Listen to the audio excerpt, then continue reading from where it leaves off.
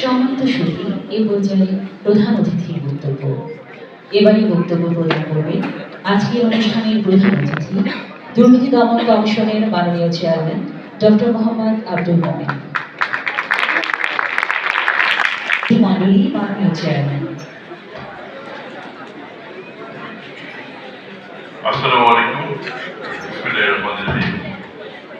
আজকে সৌভাগ্যক্রমে আমরা কিছু মানুষ বসছি এবং সৌভাগ্য প্রকৃতভাবে বলবো না, আপনার দিক থেকে কিন্তু আমরা খুব ভালো করে জানি যে এদিকে যারা বসছেন সেখানে আমাদের চেয়ে অনেক বড় বড় গুণী মানুষ বসেছেন।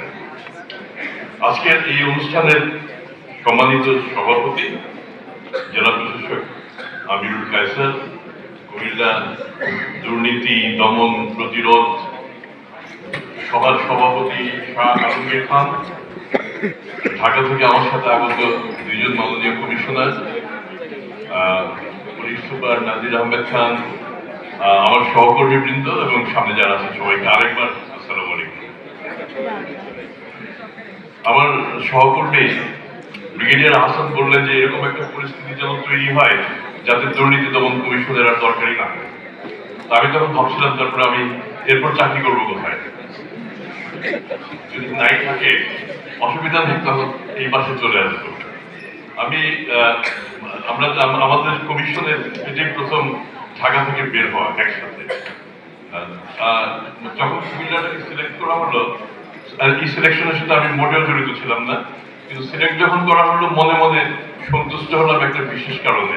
সেটা হচ্ছে এই বৃহত্তর কুমিল্লায় আমার বাবা জন্মগ্রহণ করেন এবং এই বৃহত্তর কুমিল্লাতে আমার মাও জন্মগ্রহণ করেন।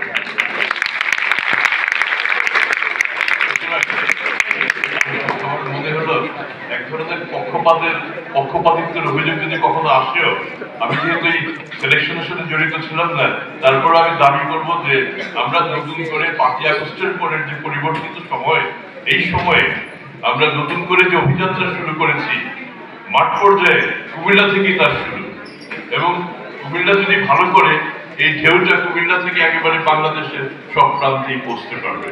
আমি একটু ব্যক্তিগত স্মৃতিচারণ করি।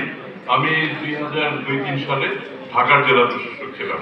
সেই সময় কুমিল্লা থেকে 3 জন অতি সাধারণ মানুষ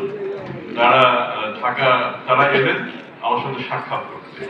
তো তাদের আসলে কোনো কাজ নেই, এমনি এসছেন।